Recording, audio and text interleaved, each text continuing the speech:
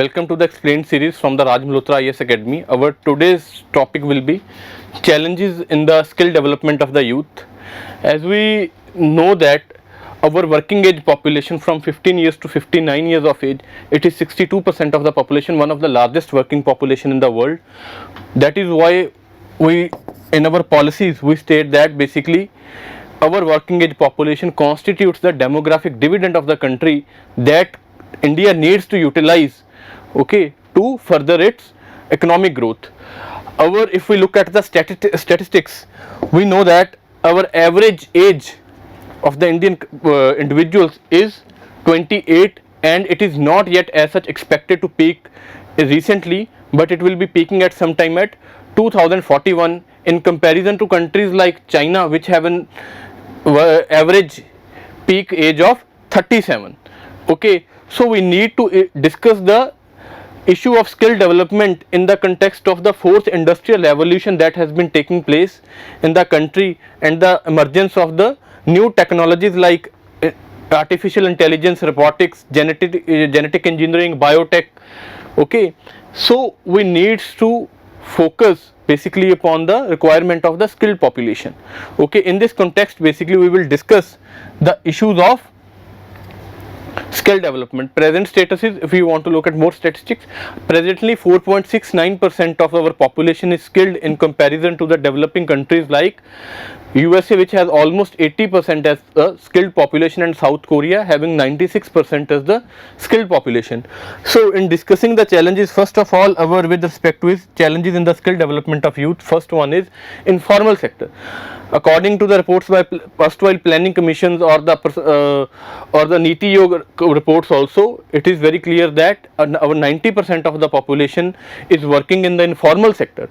So they are basically constitutes the low entry level jobs where the wages are low, social security is not prevalent, and it is very much difficult to map the whole of the sector, to specifically analyze the needs and the skills required, the various capability levels of the individuals, which skills they have to be imparted. So first challenge is the presence of the informal sector and the mapping of the skills, analyzing the market demands specifically with respect to the informal sector, the components or the constituents of the working age population that are working there, whether they are a part of the rural population, whether they are part of the urban population, okay, whether they are a part of a lower class or the lower middle class. Okay, so we need to also focus upon the capabilities of the various individuals, then only we can impart the skill development. So that informal sector is the first one. Second one is with respect to education.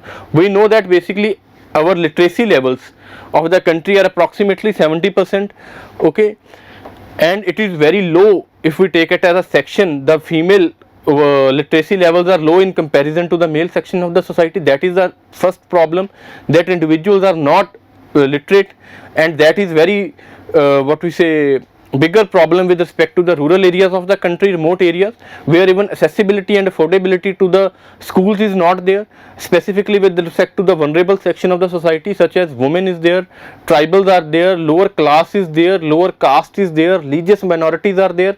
The section of the populations are having difficulties in assessing the as well as affording the education.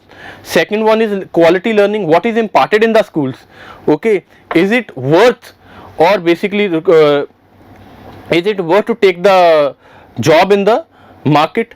So that is the issue. Earlier there was a report by the US company. It stated that basically 60 to 70% of the engineers graduating in India are not qualified. So you can comprehend the level of quality earning, or you can also refer to the AIS report is there, or ACER report is there, which talks about the falling levels of the quality learnings. Okay, what is being imparted to the individual? Is it just cramming, or is it focusing upon creativity, innovation, okay, emerging market needs of the economy? Are we imparting that to the children? So that is another issue. Next one is the creation of jobs. We in the recent 4 to 5 years, if we take the case of first demonetization, then GST is there, then COVID is there, then overall the protectionist measures adopted by the developed country, we have not been able to create the enough jobs in the market. Whatever jobs further we are creating, they are more or less in the informal sector where the expansion is taking place. Okay, even in the aftermath of the COVID, there has been the talk by experts that informalization of the economy is happening, because more and more businesses are being are shifted to the informal sector. We earlier discussed the case of the basically problems with respect to the informal sector. Another one is the underemployment, that whatever qualifications the individuals are having, they are not having the jobs according to their worth, according to their qualification. Okay, so that is also hindering the process of participation in the labor market. So that is another issue. What type of jobs are we creating? Is it according to the worth of the individuals? Is it in accordance with the qualification of the individual, or the individual is able to get the jobs in accordance with its qualification? Okay, where are the jobs created? Are they created in the informal sector or the formal sector where major technological revolution is going to take place? So that is the another problem. Another problem is with respect to the next issue is with respect to the lack of industry academia linkage.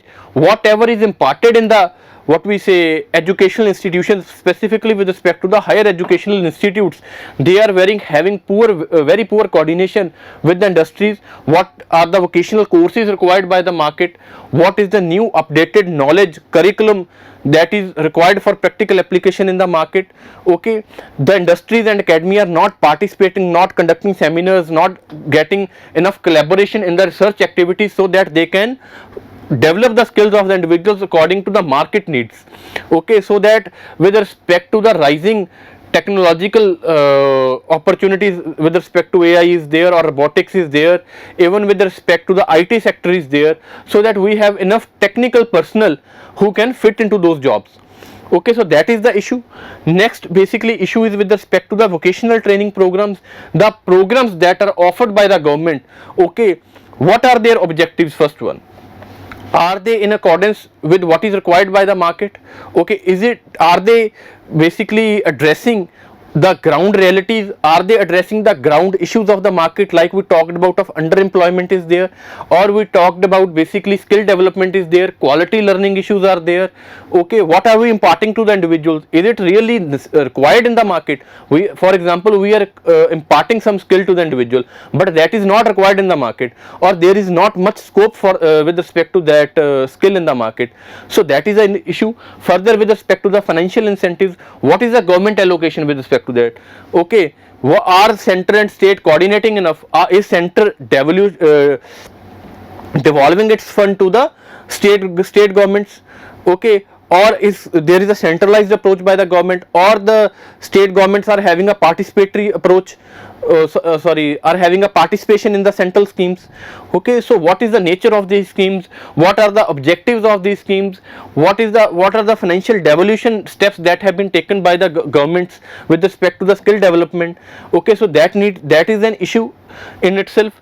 Further, if we talk about another issue, that is the women's participation, there is a decrease in the labor force participation. It is approximately to 26%, I think. Okay, with respect to the women's participation in the labor force activities, it is decreasing. Why? First of all, we have already discussed that is a lack of accessibility to the schools in itself, increasing dropout rates, enrollment rate problems. Further, even in higher education, women are having problems with respect to the affordability, stereotypes with respect to STEM sector, that is science, technology, engineering, mathematics. Okay, the patriarchal nature of the society, stereotypes that women are basically capable, or their traditional role is to perform the household chores. Okay, sorry. Then next one basically you can also talk about here is the lack of basic freedom within the houses for the women to participate in the economic activities. Rising income of the husbands, or rising income of the families also hinders the process of participation of women in the labor market. That is an issue. Another issue that you can also talk about is the governance issue, that there are multiple of rules that are present. If you talk about the skill development courses, you will see that approximately 20 central government ministries or departments are there which are implementing these problems, which creates the problem of coordination within the central ministries itself, and with respect to the coordination between the states and the central government. multiplicity of rules is there, certification problems are there, that are basically causing the hindrance in the skill development. So again, we in brief, what are the challenges in the skill development? First of all is the informal sector is there. Second one is with respect to education literacy levels and quality learnings. Next one is the creation of jobs in the informal sector, underemployment problems. Next one is a lack of industry academia linkage with respect to the market needs. Next one is a vocational training programs, financial incentives, the objectives of the schemes, and the women participation, decreasing labor force participation rate, and the governance problems, coordination problems, number of ministries that are implementing these problems, multiplicity of rules, certifications that is there. So what should be the way forward? Government is obviously implementing the various programs like Skill India program is there, Pradhan Mantri Kaushal Vikas Yojana is there, National Skill Development Council is there. We need to realign these programs first with respect to the market needs, then with respect to the financial incentives to these schemes, addressing the ground realities, specifically with respect to the new developments like COVID is there, informalization of economy that is happening, imparting the vocational skills that are really required in the market, okay, promoting the industrial academia linkage, research and development, and last of all, we need to have a complete implementation of the national education policy, which recognizes that we have to give space to the new emerging technologies like artificial intelligence is there, or robotics is there, because these are the new emerging trends that are taking place in the market, and we need to realign our curriculum in respect of these courses. So these are the initiatives that has been taken and what can be done by the government to address these challenges. So that will be all for today. Thank you.